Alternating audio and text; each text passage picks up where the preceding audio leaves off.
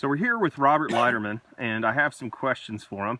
Robert is one of the most well-known Bigfooters in Northern California. He's been on he's been in the Bigfooting scene since since anyone can remember, and he's been part of the BFRO since it was pretty much started. So I'm going to ask you a couple of questions, Robert, and Sure. just kind of see how it goes. All right. So what is your name? Oh, that would be Robert. So Robert Leiterman. you're Robert Leiterman. Okay. So how do you, it's Leiterman, right? Yeah, it's Leiterman. Okay. How old are you, Robert? I'm 54 years old. Cool. So where are you from? I'm from originally. We'll just say where you're born, where you live now. Well, born in South Central Los Angeles, and I immigrated. Eventually, ended up here in Northern California. Okay. What do you do for a living, Robert? Well, I'm retired now, which basically is semi-retired because once you get retired, you have time in your hands, so you start working again. So you're not really retired; you're semi-retired. But I work at the college. I teach at the police academy. Recently retired from state parks for 30 years of park service as a park ranger. Oh, so as a park ranger, you were a law enforcement park ranger? Yeah, there are different. I'm glad you bring that up. There are different types of rangers. National Park has some interpretive rangers and generalist rangers, but state parks, we're law enforcement, state park peace officers. So we do pretty much interpretation, resource management, law enforcement, medical. We do the whole gamut. All right. So can you tell us your primary Bigfoot research area where you're looking at Bigfoots? Can you maybe explain a little bit the area? Sure. Since I live in Northern California, pretty much in the Redwood country, so most of my field work, as you're going to call it that, is pretty much on the north coast of California. There aren't a lot of redwood trees like in Six Rivers National Forest, but I spend a lot of time up here at Prairie Creek Redwood State Park in the Redwood country, and also in Six Rivers National Forest, kind of like in the first coastal range, pretty in Northern California. So Northwest California is probably most of my work. Oh. So, why did you first get involved in Bigfoot research? How did it happen? Well, you know, you're a kid and you're watching the movies, and you watch, the one that scared the pants out of me in the drive-in. Texarkana. Yeah, what the hell do they call that movie on that Texarkana one? It's in the town of Folk, Arkansas. Boggy Creek. Legend of Boggy Creek. Yeah, that's my first exposure to so-called Sasquatch, was the Legend of Boggy Creek, and I was scared to death as a kid watching in your family van with your brothers and sisters, having to go use the bathroom eventually. Wait! You said family van?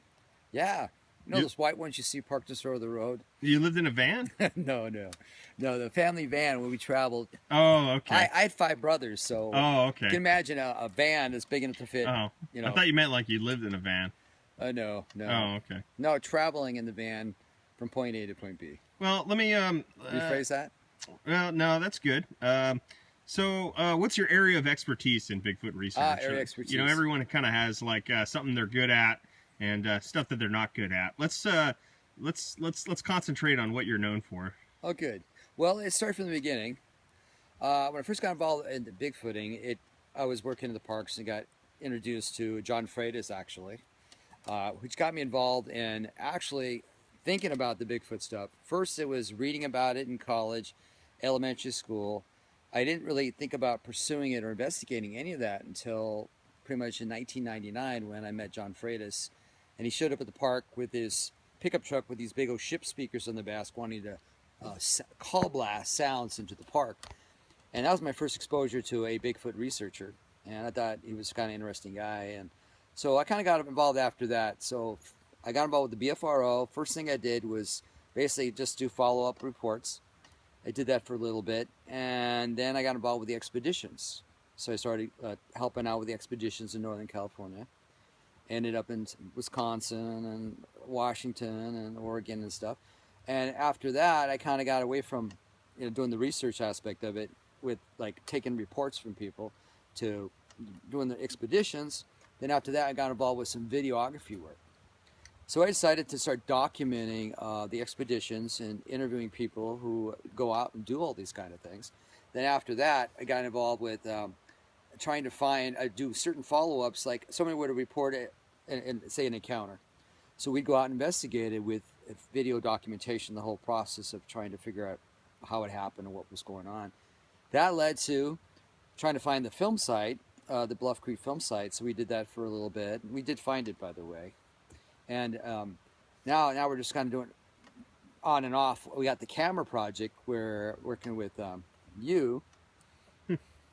Well, that brings me to my next question is, what do you consider to be your biggest contribution? Is it the discovery of the Patterson-Gimlin film site, or is it working with the trail camera project, or is it something you haven't done yet?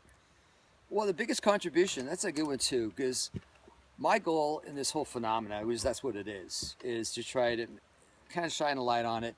We all have questions, does it exist or does it not exist? The big goal would be to prove it does. That's not going to be as easy as one might think it's going to be. My contributions towards that was finding a film site, which I thought was pretty good, since people kind of got a little confused where it was. Then we got documenting wildlife through video cameras is actually pretty good, because we were able to document the Humboldt marten activity in a place where people were thinking that maybe the martens were on the way out. So that was good. So the video camera project was nice to shine a light on that. But ultimately, it'd be really cool to be able to prove beyond a reasonable doubt the existence of a creature. Wow. Yeah. So that seems like a pretty big contribution to the field. Yeah. But, well, let me ask you, what's your favorite part of research? Oh, the favorite part.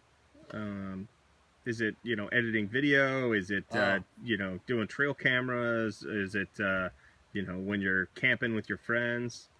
This might sound silly, but I think the most pleasure I get out of this whole process is taking people out in the outdoors and showing them nature. It's kind of silly because I don't expect to show them a Bigfoot creature, but if I show them a mountain lion track, if I show them a bear track, or show them which direction it went, or how to look for sign, how to look at nature in a different look at nature in a different light, I find that a lot more fun in terms of carrying on the tradition, because a lot of people these days live in cities, and that whole contact with the outdoors is slowly fading away. And it's our job to remind people again that this is their resource. Enjoy it. And you can watch all the National Geographic specials you want about going out in the woods, but being out there yourself is totally different. So I think getting people in contact with their outdoors is probably the most fun thing. It beats editing video, to tell you that. Wow. So, well, what do you think is your least favorite aspect of Bigfoot? Is it the woo people, or is it the is it the criticism you get professionally, or is it just being around crazy people? Well, I find that no matter what subject you're looking at a few people that really are into subject matters, and I guess the norm is to say they're crazy, but they're just into these subjects. If somebody thinks that Bigfoot talks to them, I'm not going to stand there and say they don't, because I don't hear it doesn't mean it's not happening. So I'd say that the part that drives me nuts is when people aren't open to different aspects of the phenomena, or they're set on one aspect of it and they refuse to change, or they say things that want to push a point, but there's no way to document it or to confirm it. But each their own. It's like the ufologists, they got their way of doing business, just like the Bigfootologists have the way of doing theirs. I think it goes back to people dealing with people who aren't respectful, who are one-sided, or quick to point their fingers at people and belittle somebody to make themselves taller. I think that's a part of the phenomena I do not like. Oh, wow. Well, so a lot of people have kind of influenced other Bigfooters. There's this kind of old tradition, the old timers in Bigfoot research, and they've kind of inspired a lot of people. Do you have anybody specific that has inspired you, or maybe someone that got you into Bigfoot research, or anything like that? Yeah, I'll start from the very beginning. They didn't have Finding Bigfoot shows. They didn't have all these shows you have now. But I say John Freitas was the first cog in the wheel of showing up at the park, like I mentioned earlier, with a pickup truck with these speakers on the back to do call blasting on Labor Day weekend at Humboldt Redwood State Park. in a place where, because of the marbled mallets and the spotted owls, that sound is always an issue for nesting time periods. So I'd say John Freitas would be my first connection with it. Before that, I didn't think there was much to Bigfoot research. I never gave it much thought until I met him, and he found out that a former investigator, fraud investigator guy, which is similar to, you know, law enforcement, was out here looking for proof of existence of a Bigfoot creature. And I said, that's kind of crazy, but it's just kind of interesting to try to do it as well. So I'd say him, that man, yeah. Plus, also meeting Matt. Some people don't have nice things to say about him, but I got involved with Matt because he actually looked me up after I wrote an article about John Freitas showing up at the park. Matt Moneymaker? Matt Moneymaker. Wow. Because it was John Freitas shows at the park.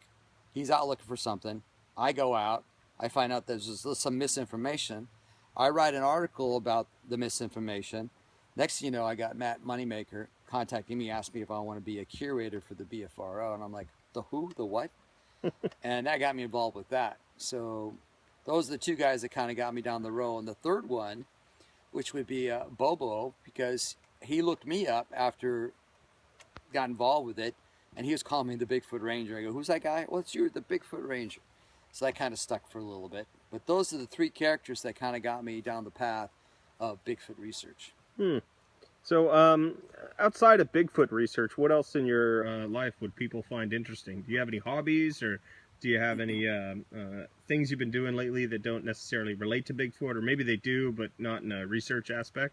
I guess I'd say after park ranger for years, I retired, and I work at the college, so I actually am teaching the next generation of law enforcement officers arresting and control and trying to keep them physically fit. So that's what I do outside of the retirement job. So well, you know, we know you're a writer too. You've written some some profound books, and maybe you could talk a little bit about your writing. Oh yeah, writing. It's kind of funny because I remember in high school getting like a C-D student until this was writing assignment was creative writing assignment. So I got excited. So I wrote my first story I ever wrote, which was like a page and a half, was about a Bigfoot theme. Kid goes out in the woods, sees something, gets excited, knocks himself out, and basically finds himself somewhere else. So I wanted to do good with that project, so I had my brother help me edit it, my writing paper, because every third word was misspelled, run-on sentences. And then so he helped me, so I submitted it, and I got no credit for it because he didn't think it was my work. So, and I thought writing would be a good thing to do. I just couldn't spell, bad grammar, so I got to start somewhere. So I started writing articles. Usually it's natural history articles. Eventually I got to writing fictional books. And I've got, well, not 9 yet, but I've got 7 fictional books published and a bunch of manuscripts. And that's a fun hobby. You get to share about the natural and coastal history in an outdoor setting through storyline. So you were recently mentioned on NPR recently about one of your books. Yeah. You were mentioned by comedian Bobcat Goldthwait. I wasn't sure, you know, people kind of found your title of one of your books humorous. It was Yeti or Not, Here We Come. Yeah. Which is, you know, it's an ingenious title. But maybe you could talk a little bit. How did you feel about that? How do you think people feel about you being kind of an eccentric character? Or how do you feel about people talking about you as an eccentric character? Well, we all have our goals, right? No, it's definitely not mine. But when I started doing programs in the park, used to talk about Bigfoot at the park and give presentations at campfires, and you didn't know how people were going to take that. So I always used humor to try to get the message across. But yeah, and I guess the fact that Bobcat had his movie, we kind of helped him out with some of the special effects and some of that storyline and some of the the scary parts. I guess in a way we kind of hit it off pretty good. So I guess me being who I am and what I'm doing, I guess is a good butt of a joke, I guess, when it comes to the Bigfoot world.